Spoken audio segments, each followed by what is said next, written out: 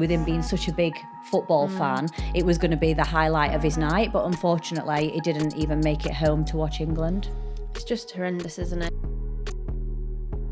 Just a quick disclaimer, the content presented in this podcast is based on real events and may contain graphic descriptions of violence, crime scenes and other disturbing material. Listener discretion is advised. This episode is sponsored by Think Forensic. Think Forensic are a one-stop shop for all things forensic science and crime solving. They hold experience days, as well as corporate events, team building events, and general education for primary school right the way up to university level, as well as other events and consultancy. There's also a shop where you can get your hands on all things crime solving, from evidence gathering to packaging and collecting evidence, as well as other forensic science equipment. For more information or to book on an experience day, please visit the website. Hello everyone and welcome back to episode 4 of the Grave Secrets podcast. We're your hosts, I'm Annie. And I'm Beth. Today we've got a case study for you. We do have some exciting episodes coming up, which may or may not include an interview. But today's case is a case study, and it's just an unbelievably tragic one, really. Yeah. It is a murder case of a child. So again, as always, please listen with caution. Quick disclaimer. And this was a case that took place in broad daylight. As in any case, it's a murder that should have never have happened in the first place. But I think what's particularly harrowing about this one is that it was simply a child, a boy who found himself in the wrong place At the wrong time, yeah. And ultimately, obviously, shattered the lives of his family and those involved. And the age of the victim as well, being just 11 years old. Yeah. So we're going to get stuck in straight away for you today. This case takes place in Liverpool, and it was on the 22nd of August in 2007 in an area called Croxteth. So it was about 7:30 in the evening. Again, we're talking August time, so probably nice weather, summer's evening. Yeah. And an 11-year-old boy was walking home from football practice. I say walking home, they'd barely started walking home from football practice. And it wasn't far from their house either. This was a trip that they'd done multiple times before. Yeah. And like we said, in broad daylight. And actually on this day, England were playing football. And a lot of the surrounding areas, the pubs and, on the street, it was very, very busy as well. Yeah. Because everyone had obviously gone out to watch the football. So this little boy crosses a car park, which is like through a pub car park, which again is a few hundred metres from his home. And someone then came up ultimately and let off 3 rounds of a gun, killing this child. Steve Goagan, I'm hoping I'm pronouncing that correctly. I think that's how I would have said it. Who was a football coach for that team. And again, they'd just finished training. He'd finished with the students. Him and his son got in his car, and they'd, again, not even really pulled out of the training ground. They'd driven metres down the road when suddenly his son screamed the name Rhys. And ultimately Steve, the football coach, then looked over and saw one of his students fall to the ground and then surrounded in a pool of blood. I think this was really bad, because he said he had not even stopped the car properly when his son got out and ran over to Rhys. So the football coach actually got there a little bit after his son. So his son had already sort of seen what had happened straight away.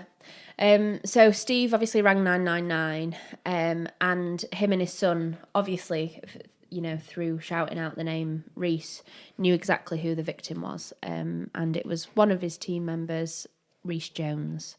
Rhys was, as we've said, 11 years old and a big football fan. So Steve rang Rhys's parents, again, knew who they were, and told them what had happened. He actually went round to their house as well, because again, literally hundreds of yards from their home. Yeah. So it was the home of Melanie and Steve. So we've got Steve, the football coach, but then Rhys's dad was actually called Steve as well, yeah.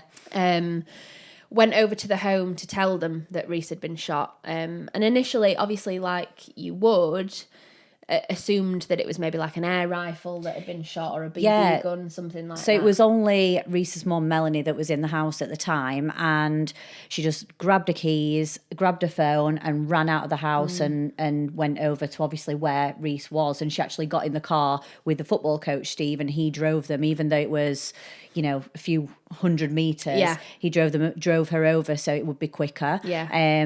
And she managed to get out of the car. And there was someone actually from the pub at the time who had worked in the pub who had already come out, realised what had happened, and had started giving Rhys CPR.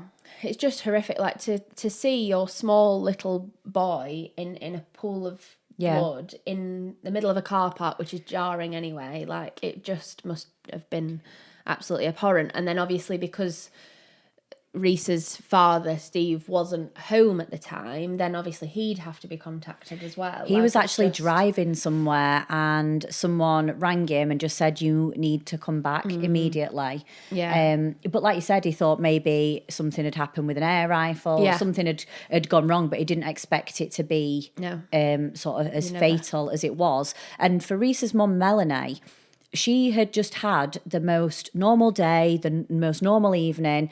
They'd all been at home together, and Rhys had said, I'm going over to go football training. They'd actually put an extra session on a football training before their like little season had started. Yeah, so it was just an extra session that had been put on, and Rhys was super excited because England were actually playing Germany that evening. So he said, right, I'm going to go over and do my football training, and then I'm going to come straight back because I'm so excited to watch England play. Obviously, with him being such a big football fan, it was going to be the highlight of his night, but unfortunately he didn't even make it home to watch England. It's just horrendous, isn't it? And Melanie was then seen cradling her son at the scene. Paramedics ultimately got there, and they spent over an hour trying to save Rhys's life. They did take him to Alder Hey Hospital, Children's Hospital, where ultimately Rhys would pass away later due to the severity of his injuries, and it's there that his dad Steve managed to get to the hospital. But he even said they had very different experiences of that same tragic event of losing the son, because Melanie had to see him there at the scene. He had an awareness, but it was all hospital based, and at that point you kind of do think, well, he's in the best hands. It's still obviously incredibly daunting, but but you think it's probably the best place for him to be saved. So Rhys Milford Jones was an incredibly loved 11-year-old boy. He lived, as I've mentioned, with his mum Melanie, his dad Steve, but also had an older brother. He was a live wire who always wanted to be outside. In fact, on that occasion, he had actually been offered a lift home by his football coach. And he refused it and just thought, I'll just run across the car park and I'll get back, was known for playing hide and seek, and him, his dad and his brother Owen were huge Everton fans. So again, it's just so awful that he was doing, it's awful that it was taken while he was doing something that he loved. But at the same time, at least he had that. It's just so difficult, isn't it? And Steve recalls, after having lost Rhys, still taking his older son Owen to see Everton play, and having a real gut-wrenching moment when he put his hand out for Rhys to get him through the crowds. That's so sad. And realising that he wasn't there. And so you just think the amount of those little micro moments that you would have where you just forget in that second. For that split second, His dad said he was also really mischievous as well. He was always getting up to mischief. Not naughty, but like tongue-in-cheek. Messing around type. And he's, he was an 11-year-old boy, so of course he's going to be.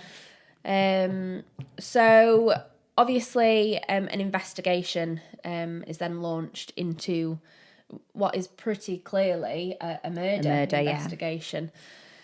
So an armed response unit was actually sent to the scene. Obviously, it was cordoned off. So there was a team of officers that cordoned off the pub car park, searching for evidence, and then an armed response unit, because obviously this is a shooting. And there's still someone on the loose as well. Like, they've not got the gunman. So the whole of the community really is going to be on high alert. And I saw there was a lot about the community in general being scared that this person had not been caught yet. Yeah. They were staying inside. They were not letting the children out. Everyone was keeping a really close eye on the kids. Yeah. And where Rhys lived was actually quite a nice area, wasn't it? Definitely. We're going to talk about the like sort of surrounding areas and the estates, but where I actually saw pictures and videos of where Rhys lived, and it looked like quite a sort of new build area. And even the Steve, Rhys's dad, said that nothing ever sort of spilled over from those areas into where they were. No, it just didn't make sense at all, did it? So it was a man called Brian McNeil, who was one of the senior investigating officers at the time. He was assigned to the case. Again, one thing that they were using as a real big starting point for the investigation were the amount of witnesses. Yeah. Obviously, football practice had just ended. It was quite a busy area. Obviously, it's quite a nice summer's evening, so there's likely to have been people walking by at that time. And with it being a pub car park, there was loads of people sat outside having a drink, waiting for the football to start. So loads of people had met at the pub ready to watch the match. Yeah. So it's good in this case that there were so many witnesses, because if that had been a different time of year in the winter, there would have been no one around, and it probably would have been a lot darker by that point. Yeah. So all these witnesses had a very similar kind of recollection of events, which again is really good, because it can sometimes be difficult when you've got multiple witnesses but all saying slightly different things. Whereas in this case, all of the witnesses stated that they'd seen young men on bikes, one that had a gun, and that had proceeded to then shoot in Rhys's direction. They described the gunman as wearing a dark hoodie, but also had quite a few black layers on, which at the time wouldn't have kind of made sense for the weather. Yeah. Again, everyone would have kind of been shorts and t-shirt. In summer clothes, yeah. And yes, some people, I mean, I'm one for being nesh. Like, I'll probably be wearing a hoodie when most people are still in the t-shirt on an evening. But the black hoodie, along with what looked to me like a bit of a puffer jacket. Yeah. It's excessive for the weather. It seemed excessive. Hundreds of officers were then conducting a fingertip search on their hands and knees, searching the ground of the car park and the area to try and find any evidence. Yeah. And in this case, because it was a shooting, ballistics can be incredibly useful, tangible evidence that can trace not only back to an offender but also to the weapon itself, because the weapon hadn't been disregarded, so they were still in need of the weapon.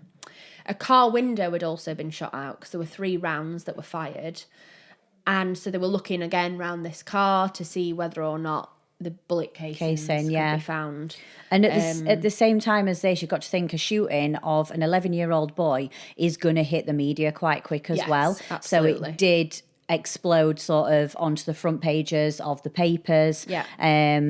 While the police were just starting their investigation, really, wasn't it? And while they were still on scene as well, I know there was some news out, like local press, that actually drove out to the scene to see what was going on. Which, again, you can understand, but if you think of that cordon, you think about other cases. In the case that we covered last week, Colin Sutton, the inspector, said that although he'd cordoned off the Twickenham Green area, he'd also cordoned off the pavement on the outer of the green to make sure that any passers-by weren't treading any debris into his scene. So if you think of this, it's very similar. You've got a car park there, but you're going to have all these people right on the edge of the cordon, and you don't want interference, contamination of that scene. So it becomes very difficult very quickly. Unfortunately, they didn't find any casings, which again is quite unusual because it sent like quite of a Quick, spur of the moment attack. Yeah. Not like they'd had time to pick up the evidence. Yeah. But again, if they're not finding it on a fingertip search, then there's not a lot you can do really. Yeah. Is there? No, I'm not sure why they didn't. So, despite them not finding a lot of physical evidence, police were quickly, obviously, theorising as to what could have happened. And they did believe, from the off, really, that Rhys was unfortunately caught in crossfire, ultimately. There was no reason for Rhys to ever have been a No. target. He was never involved in anything. No. So they did say it's a crossfire between sort of a gang situation in his gang related. And Sorry. When we touched on the two areas earlier, so there was two estates at the opposite side. So you've got the Norris Green estate and the Croxteth Park estate, and there was sort of a road that ran down the middle. And on either side of the estate, there was in the past there had been some issues with gangs from each side. So I think the police thought we will obviously have to look into that. Yeah. Area of it as well. Also, as well, with murders of children, generally speaking, horrifically, they tend to be offenders who are potentially abducting the victim beforehand, abusing the victim beforehand, and then killing them. Yeah. For an 11-year-old to just be shot without any other kind of motive didn't seem right, did it really? No. So they did believe that Rhys had likely been shot by a stray bullet, and they did make some arrests quite quickly, but no one was charged at that stage. Yeah. Which again, when you've got the media getting involved and local communities getting involved, they're going to be thinking, right, arrests have been made. Great, that means someone's going to be charged and we can all sleep at night. They expect it to happen straight away. Yes. I think in some ways, like the media can be a hindrance, but in some ways it can be good for getting information out there. So on the 23rd of August, there was a press conference held to appeal for more information. Yeah. And I think things like this, when they catch on social media, I think that's how news spreads really fast, isn't it, at the moment? And the Assistant Chief Constable called Patricia Gallen also made a statement to the public. And she was asking people from the community to come forward with any information, because although they'd got a kind of description of the offender, no one at that point had been able to identify who they were. And you think with it being, if it was gang related at this point, are the people who are witnesses scared to be the one to name someone as well? Yes. You've got to think about the consequences for these witnesses. Yeah. But Melanie, in this statement that they put out in their plea for information, she just said, "Look, we've got to stop this happening from someone else's child. Yeah, please, if please it's getting come out forward of hand to such an extent that an innocent 11-year-old has been shot, then we've got to put a stop to it." Yeah, and it was national news at that point, because even the Everton Football Club captain, Phil Neville, appealed directly to people that had any information to come forward and contact the police. So it was quite high profile quite quickly. Yeah. And then the police quickly get CCTV. There was really good CCTV from the pub covering their car park. Yeah, so the Fir Tree pub. And that actually really helped them, because the CCTV from the pub showed the gunman approaching from sort of one side and looking round up, sort of from the rear of the pub, but looking down one side as if they were looking for someone, then cycling back round to the other side of the pub as if they were still looking for someone. So it gave like a clear way of where he had gone. Yeah, the path of the offender. Yeah, and it then showed that, well, they could track his movements from then, and they could see how many shots had been fired. So then they could match it up with the suspect. With the witnesses, the times and stuff that the witnesses had said. So we've said that there were two youths on bikes, and then there was one who they said was the gunman. So the gunman is at one side of the car park, and it looks like he's seen two other youths from one side who are his intended victims and gone on to fire a shot across at them. Because they're on the bikes, the first thing you're going to do if you're getting shot at, jump on your bike and get away from the scene. Yeah. So as they've jumped on the bikes, they've started cycling away. The gunman has almost tracked them. And as he's tracked them across the car park, fired a second shot, which is the one that actually hit Rhys. Yeah. But then he knew at this point, the gunman, that he'd hit someone because you can see it. Yeah. And he's fired another shot. A third shot was fired. And towards someone that quite clearly isn't on a bike. Do you know what I mean? Yeah. Like, you've got other people involved. And clearly see someone's injured and clearly see it is a child that's injured. Yeah. So the CCTV was really useful for, again, being able to say, right, okay, so it's likely that these other two people in the footage were the actual intended victims, to get some more information about them. Again, due to how it appeared, it did look like it was gang-related. And they also were able to gain a bit more intelligence about the bike that the offender was actually using as well.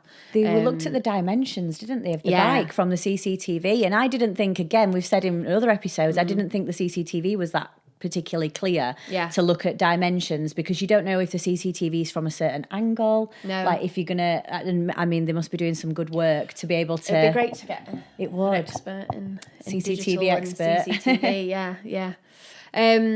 So again, if they're now going down the gang-related route, with any gang-related crime, it's incredibly difficult to make progress. Yeah. You mentioned that witnesses obviously will be frightened to come forward, even if they do have reliable intelligence about something. But again, just from a gang perspective, it would be seen as snitching. Yeah. And the last thing that you do if you're involved in a gang, is give anyone away or alert anyone to the fact that your gang is involved. Yeah. In some cases, they actually are quite proud of the offences that have been committed, but then there is such a stringent level of covering up these offences, which is what also we find out a little bit later on in this case. And we've just said that social media does sometimes hinder investigations, but in this case it was in fact the police looking on Facebook that saw that a certain person was being named quite frequently as the gunman. So it had gone round on social media and a lot of people were commenting on it. Yeah. So then they did actually sort of find their first suspect from Facebook, didn't they? Yeah. So the name that kept popping up was that of Sean Mercer. And again, they'd got intelligence from like digital and social media, but then they'd also got intelligence from an anonymous tip line that they'd set up that were also saying. So they've got quite a lot now to say, right, okay, let's put some officers on looking into Sean Mercer. And he was quite young as well, wasn't he? As well, he was not as young as Rhys, but... No, 15, I believe. So that's not enough for them to make an arrest. And it was unlikely that those callers or the people that had been stating Sean's name would have then testified in court. Because again, when we're talking about gangs, it's not just a case of you'd get into trouble. People can get killed for giving evidence. So, police were really conscious that their evidence had to be airtight and really solid. But they started looking into Mercer, and another name started coming up alongside, and that was a name that had been referenced as a potential accomplice, and that person's name was James Yates. And it quickly became, again, suggested at that stage that it was James that had actually supplied Mercer with the gun that had been used in Rhys's killing. Yeah. But they still don't have that weapon. I was just going to say, you've still not got the weapon, so, the police have to go back to looking at more evidence. And when we mentioned the CCTV earlier, from the CCTV in the pub car park, they could then track the gunman, who they now think is Mercer. Yeah. They can track his movements right through to where he's gone on his path. And I think when they start tracking him and they find out where he's been before and where he's been after, that's sort of when the case really starts to pull together and they build up their main pieces of evidence, isn't it? Yeah. And again, Mercer did have previous. So he was known to police. He had an ASBO for threatening staff at a local sports centre. He was known for being a violent thug. Yeah. And he'd been stopped over 80 times At by 15. police. At age 15. years old. It's crazy. And ultimately, he was known as a leading member of the Croxteth crew, which, again, they are now believing are involved. So it was all starting to add up. And just days after Rhys's murder, there was a coordinated swoop on various suspect houses to arrest these gang members, just, again, to try and get someone to break, for someone to talk. Yeah, quite a few were arrested as well, including Sean Mercer. Yeah. And Sean was actually put on an identity parade and witnesses were brought in, because the thing with the identity parade, they don't see you. So the suspects will not see who's identifying them. Yeah. So you've got more chance of them coming in and actually making an identification. But unfortunately, maybe because he was covered up at the murder scene, or because he got so many layers on, or he'd managed to disguise the way he was looking, none of the witnesses could actually pick him out. And you've got to be 100% certain, haven't you? Yeah. So it was really difficult. But Mercer obviously started saying no comment. They weren't making any statements. James Yates had also been taken in for questioning. He wasn't making any statements. And quite quickly, again, as police had already kind of assumed, it was clear that no one was going to break ranks and there wasn't enough to go on. So even the families of these gang members were starting to really shut down and even cover for them. Yeah. I know Sean Mercer's mom gave him an alibi and said, yeah, he was here, knowing that it wasn't at the time. So ultimately, because they'd not got a lot to go on, they did have to release these gang members. Now, if we think back to the media involvement, you've had the community probably go, oh, amazing, you know, it's literally days after. Yeah. And these people have been taken in. They'll think arrest, charged, ended. But now they're back out in the community as well. Yeah. And again, a lot of media attention obviously on them. Yeah. But a lot of social media footage of Mercer and his crew quite overtly going about their business, being quite a lot of bravado, quite, again, overbearing and threatening. Sort of showing off on social media, yeah. Someone had even graffitied Mercer's name in the local community, saying basically that he was a killer. And obviously, if you've got things like that now happening in the community, people are worried that things are going to escalate. Yeah. Like, it is a really dangerous situation to manage for the police. And people were saying, despite the fact that you know who it is, why haven't they been charged? Yeah. To the point where even the Prime Minister at the time, so it was Gordon Brown, had to make a statement on this case in Liverpool, and he vowed to crack down on gun violence and gang crime in the UK, as well as bringing justice to Rhys's family.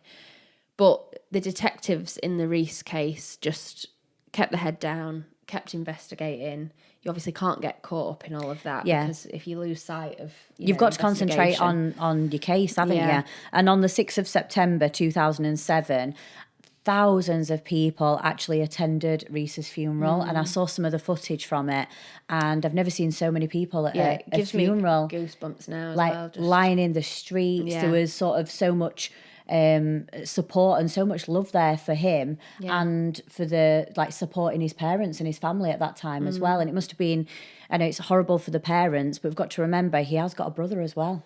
You know, losing your little brother like Owen did.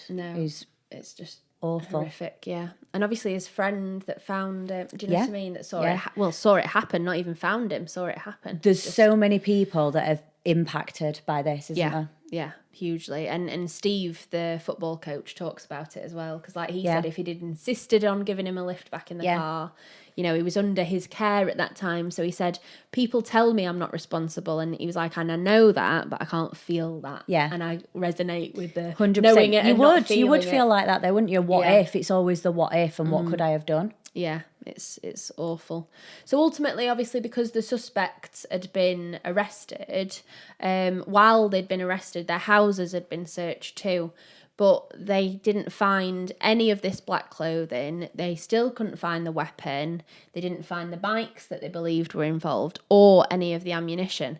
And again, this backed up the theory that the whole gang and family members were making a systematic effort to try and cover up this murder. Help in this, because you're not telling me a 15-year-old boy has done this and covered everything up himself. Like, No. yeah, he might be street smart or whatever, but to fully cover up a murder and get rid of everything. With no physical evidence. And the police went to Sean Mercer's house, obviously, when he became the suspect, and they wanted to have a look and see what bikes were there. And Sean Mercer's mom had said, oh, there's only 2 bikes here, and there weren't any that matched the description. So it was sort of like the police kept coming to a bit of a dead end, because they're either coming to the family and the family are saying, no, I vouched for him, these are not his bikes. Like, or, do you know what I mean? It's like there's so many dead ends, which is frustrating, because the police probably sort of had a inkling that some of these people were lying. But you can't prove it. Yeah. And as well with the clothing, like if they'd have managed to get the clothing, that would have been really crucial, because it was likely that there'd still be like gunshot residue, chemicals from the firing of the gun that they could then link back specifically to being owned by Mercer. But they'd just not got any of that. They did manage to find some petrol cans in some garages that were like associated with this gang, which again then backs up this fact that they've probably burnt and disposed of clothing and any other evidence. But then again is so frustrating, because then you think, well, then that's more evidence that's been destroyed. So they were really struggling for physical evidence, and they decided to take quite a brave move and use covert methods of investigation. So that basically meant that they were going to bug multiple houses of these suspects and try and get intelligence from these people talking about the crime itself. But that's not a decision that, you know, the lead investigator can just decide and then implement. There's a whole process to go through, isn't there? Yeah, ultimately they had to justify it to Scotland Yard. So it has to go to the higher ups, to Scotland Yard. They have to say that it's justified in terms of investigation because they haven't got enough physical evidence. But then also it has to be in relation to the crime. So thankfully, because it was the murder of a child, it quite high up on the... It warranted that. But as method. well as that going through, like we said, that takes a little bit of time. You can't just do that immediately. The police would carry on their investigation and looking through the CCTV, and they'd seen that Mercer had gone onto the Croxteth estate, and he'd visited the house of James Yates. Yeah, he'd visited the house of James, and then they could see him going on to somewhere else, and then he'd actually gone to a friend's house that wasn't actually involved in gangs, so he was just a regular sort of friend, not involved in anything. And he'd gone into his house as well. So now the police are sort of tracking Sean Mercer's movements before and after the murder. Because he's still riding around, obviously, on his bike. So they are getting a bit more of information is coming in as to how the events are unfolding while they are waiting for other stuff to go through. And again, these covert techniques, you know, bugging someone. If we think back right in one of our early episodes, we covered the murder of Patricia Hall. And in that case, there was an offender that confessed to a murder that they had got on recording from a bug.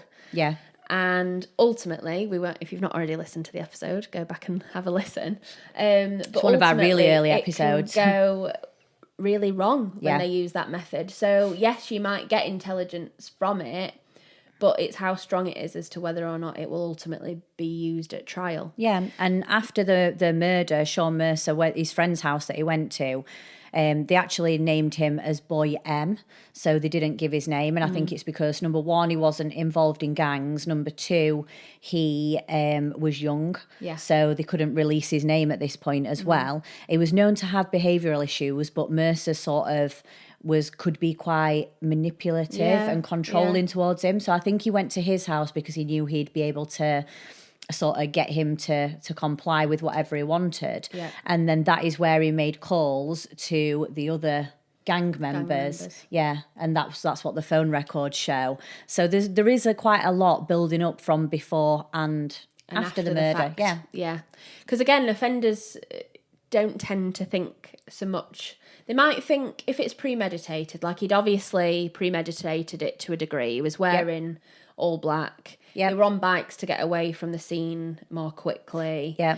He was armed with a gun for a start. Yeah. Like that, premeditated to that degree, but quite often after the fact, if they've got away from the scene and they think that they've disposed of evidence, they don't often think about then their actions. Yeah. To the same level that they consequences. would do beforehand. And part of that's because they've got adrenaline rushing through them. Yeah. You're not thinking as logically. No, not at all. And there was also Sean Mercer's phone records that were checked. And before the murder took place, there was a couple of phone calls to and from other gang members as well.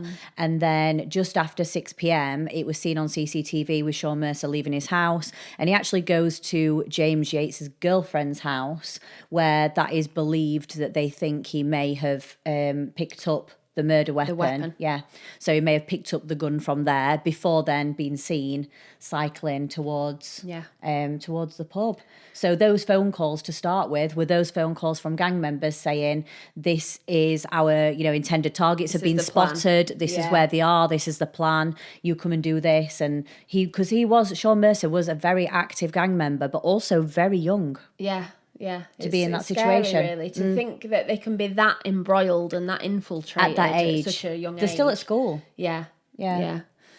So the nerdy bit for me. So obviously, if they're gonna bug premises, that's just audio. So they actually got forensic linguistics involved in the case. Your favourite. So it was a man called Professor Peter French that was consulting on this one, and he's a forensic speech analyst. And he was asked to transcribe all of this audio footage, which is a task in itself. God, I've done a lot of transcriptions in my time, and it takes an awful lot of work. I wonder how clear things are, because obviously if you're further away from it, you're listening really careful, and then it has to be enhanced as well. Yeah. So there's a lot of work. It's not just sitting there and listening to it, is it? It's actual audio editing. And again, you're going over and over the same bit multiple times to make sure that you've transcribed it correctly. And in these cases, obviously, because they were bugging home addresses, you've got things like televisions on in the background in some of them. You've got multiple people talking at the same time. And it's not like the listening device is moving according to who's talking. Yeah. They might be having a conversation that's relevant, but right over the other side of the room from where the bug is. With the TV and then on. Someone might be right here talking about what they're having for tea. Yeah, that's hard, isn't it? So it's really difficult. But ultimately, they did get an awful lot of audio to then transcribe. And it was Peter French's responsibility, basically, to identify what had been said, which is half the battle, but then really pin down who was talking to who, but be able to prove that the suspect and the offender were in fact the same person. Yeah. So police were hopeful that this would bolster the case that they were creating. But again, because it was suspects' home addresses, they also thought that there was a better chance of getting really good insight, because obviously when they're in the home environment, that's probably the one time that I think, yeah, we're getting away with this. And you're most relaxed as well, and you're most likely to talk to each other. Yeah. So there were hundreds and hundreds of conversations to analyse, but quite quickly they did see that it was very much worth sticking with, because in one conversation that James Yates was having with his family at his home address, James was heard saying, "What can they prove then? Nothing, Dad. There's one lad that's going to get the blame for the shooting, and that's the one on the bike with the gun. Do you really think he's going to say, James gave me the gun? No. End of story." Wow. So again, that's like, in the conversation with his dad, he's basically implicated himself and his dad and his dad, and then Mercer, the gunman, and confirming that he gave him the gun. Yeah. So again, this confirms what they suspected they knew already. Yeah. And again, at one point, so it was someone called Francis Yates. So I don't know whether that was a brother or could be any family member. But they're also heard saying, "I think our James went with them to dump the stuff and douse it in petrol." So again, we've now got links back to these petrol cans that were found in the garages. We've then got someone in James's family implicating him for a second time, saying he went with Mercer to dispose of evidence. Yeah. It is really useful now. So they actually disposed of the evidence on like an industrial estate, and it turns out that one of the gang members, his car was picked up on CCTV entering the industrial estate. And then when the police looked into what was on the industrial estate, one of the gang members had also got access to one of the lockups. Yeah. So they thought that's where it was all sort of linking back together. Yeah. So they think they're being clever by doing the industrial estate, burning everything. But if you're doing it in a place that's registered probably in your own name still got a or linked to it. You, then it's not as clever as they think. No, it's always like one step removed, really, isn't it? Yeah. But you can get back to that step pretty easily. But, if you've got grit and determination like these officers completely do. So 5 weeks after Rhys's murder, there was then further intelligence, and that then led them to the home of another boy who, again, due to his age and because it was believed that he wasn't a member of the gang, was known as Boy X. And police received intelligence to basically suggest that Boy X had been used by the gang, very similarly. Similar to Boy M, isn't it? To use his home as a place to dump the weapon, which, again, they believed wouldn't have any link back to the gang or to them.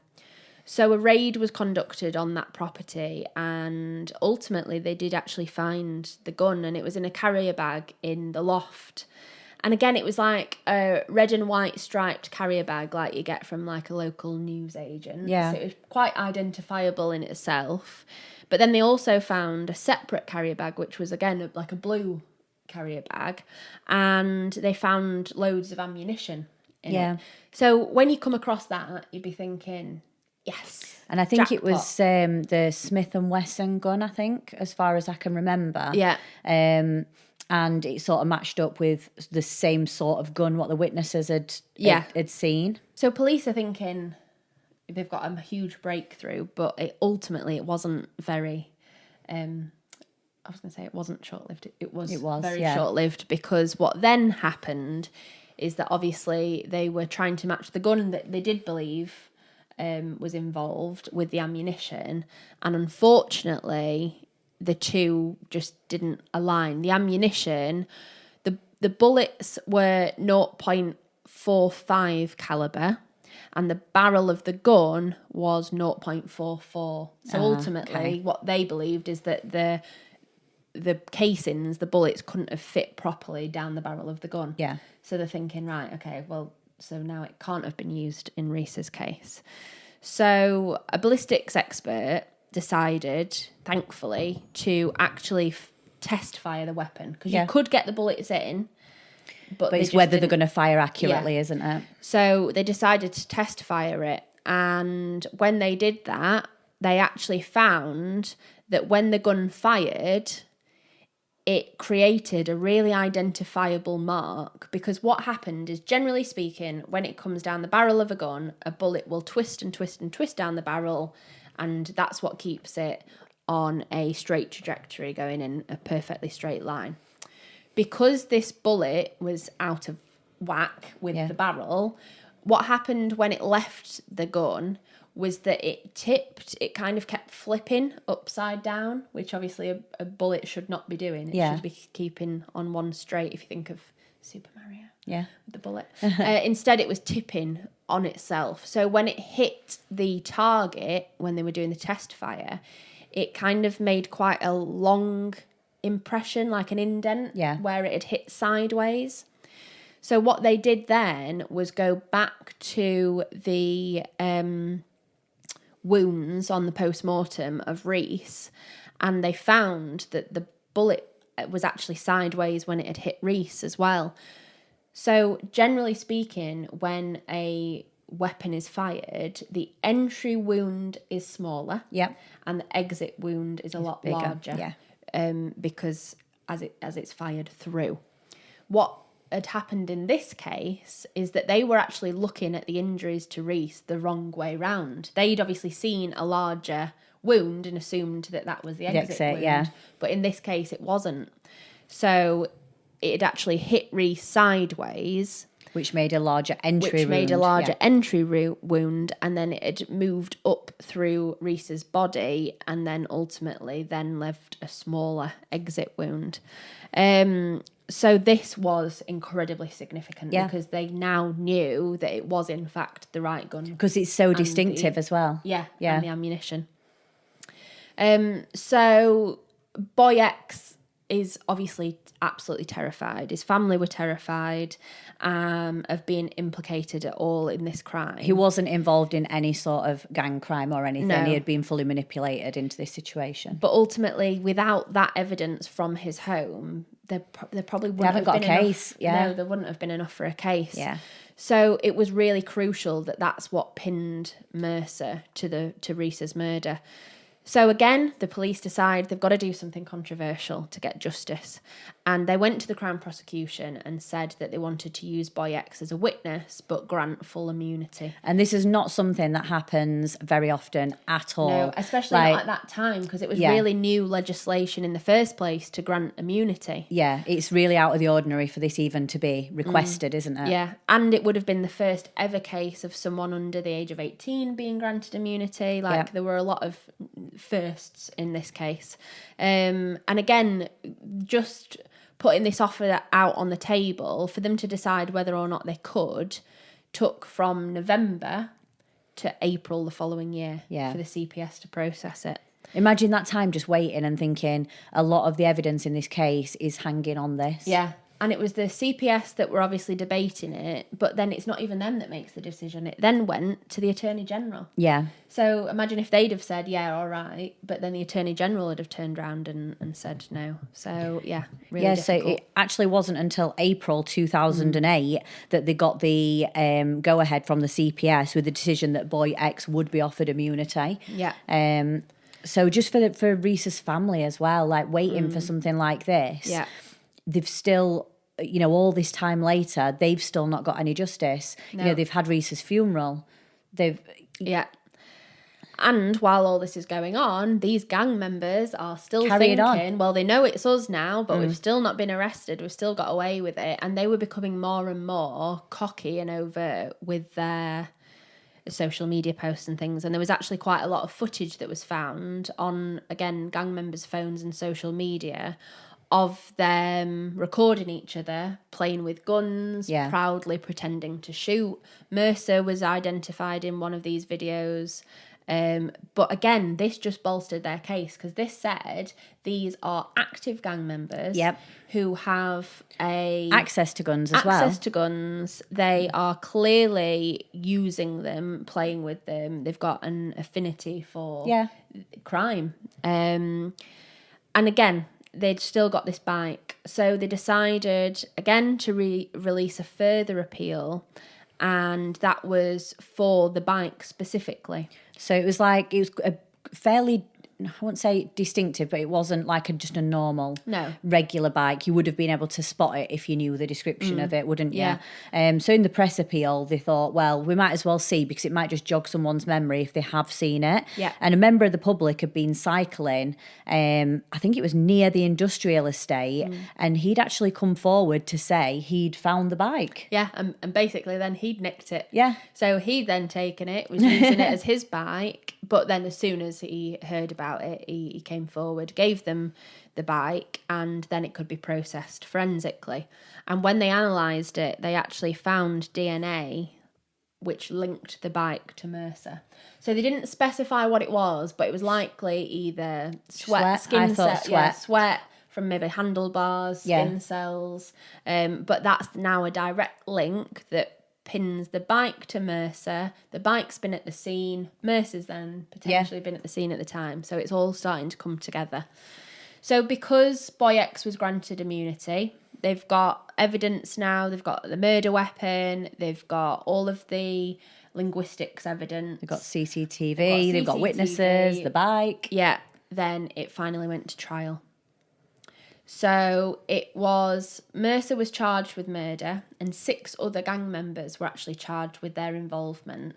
And they all went on trial together, which I thought was quite interesting, really. Because they held it as one big... I wouldn't have thought they would trial. Have been able to be together, because they were sort of like, they weren't taking this seriously either at trial. So it was 15th of April 2008, and 14 people were actually arrested, but it was only those that were charged. And they were sort of like joking around. And it was at Liverpool if it was very Crown Court, so it's quite a serious. It's a big... And in front of the family as well, like the family of Rhys will have been there watching the trial, and just to see them joking around like it didn't even... Apparently they were even throwing paper aeroplanes at each other, they were pulling faces at each other. It's just abhorrent, really. And what I found really shocking as well is, considering that these boys were quite young, again, we talk about kind of remorse and malice, and if you were in a gang and you had been told, for example, that you needed to murder someone, but you believed that it was a rival gang member, then maybe you wouldn't have as much remorse, because that is what you are taught to believe by a gang member. But this is nothing like that. If you then accidentally shoot a child, as a child yourself at this point, you would think that they would suddenly realise the severity of what they've done, think, oh my God, I've now shot a defenceless child. This is even more worrying though, because they didn't. In actual fact, they had no remorse whatsoever. I think even in terms of like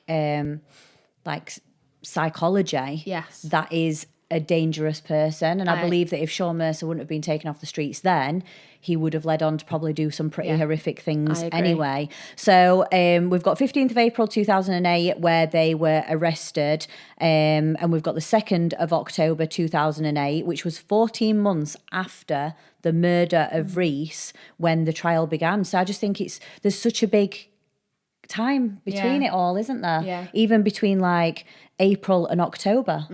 So, but then again, when you put it into perspective in terms of the case, if you think it took 2 months, 3 months for them to grant immunity, like it does make sense. Obviously, it does add up, analysis, but it is a very long period of time for the family. And I think in these cases, the police often do get quite a lot of hassle and stick, saying, why aren't they doing anything? And I think people really don't realise how much has to go on behind the scenes to get that solid conviction. If you listen to this, you should do now. We do go on about it all the time. But so it was the 15th of December 2008 when sentencing was heard, and Mercer was ultimately found guilty of the murder of Rhys and sentenced to life with a minimum of 22 years. For the other charges, James Yates was found guilty of assisting an offender and supplying the murder weapon. He received 7 years, which was then appealed by the prosecution, and that then did go up to 12 years. I was going to say I didn't think 7 years was enough for that. No, I agree. And then other gang members were then charged and sentenced. So there was a man called Melvin Coy. He received 7 years for helping Mercer avoid police capture. Gary Kays received 7 years for destroying evidence. Dean Kelly received 4 years for providing a false alibi and hiding the weapon in Boy X's home. And Nathan Quinn received 2 years for helping to dispose of the weapon and Mercer's clothes. There were further people convicted, so it was 11 people in total. Yeah. And they were including Mercer's mom, what we mentioned earlier. Yeah, mother, again, for providing false information, and James Yates's parents as well for lying to the police. And they also destroyed a SIM card, which would have been evidence. So the parents actually got between 3 and 4.5 years. And I do think 4.5, that's 4.5.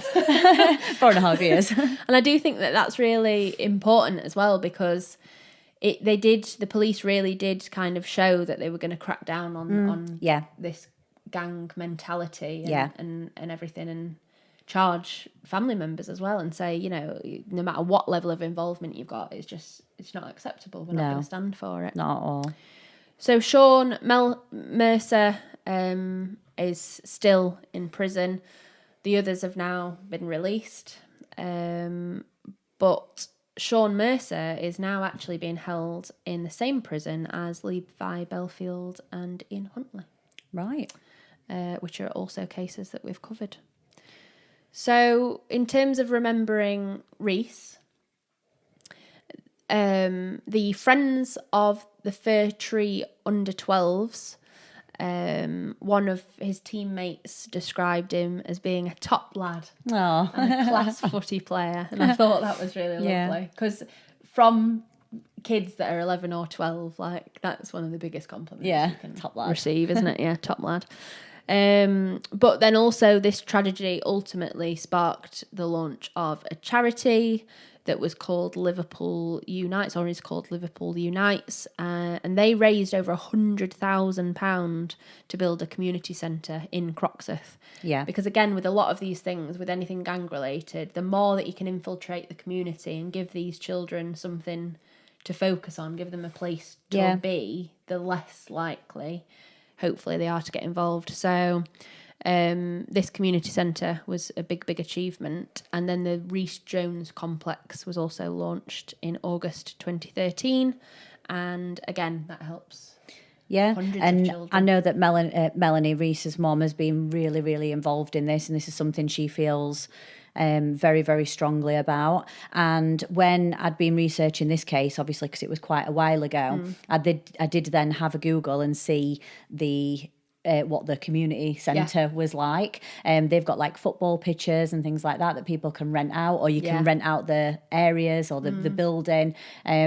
And she said, like, at least everything wasn't sort of for nothing. I've managed to, give Rhys like a legacy from this. Yeah, legacy, and also hopefully improving other people's lives. Yeah. So, again, hopefully we've done today's case justice. It's just absolutely horrific that something like gang crime can lead to the murder of an innocent 11-year-old Yeah, because boy. you think, it happens, but that could have been anyone that got caught in the crossfire of that happening, because there was no regard for Rhys in that whole thing. Sean Mercer was so focused on just getting these two people. Yeah. There was no remorse, But no regard. Unfortunately, it's not the only case that we've covered. You talked about the case on Christmas Eve. Ellie Edwards. And that was the same, wasn't it? Yeah. She was absolutely just caught in the crossfire. So unfortunately, it does happen. And it's putting preventions in place and community involvement to try and prevent things like this from occurring. So thank you ever so much, as always. Hope you've enjoyed it. Again, if you've not already subscribed to us or left us a comment with cases that you might like us to cover, please absolutely do that. We always keep an eye on comments and things like that. We like recommendations. Yeah. One less thing for us to think about. But apart from that, thanks ever so much and take care. Bye.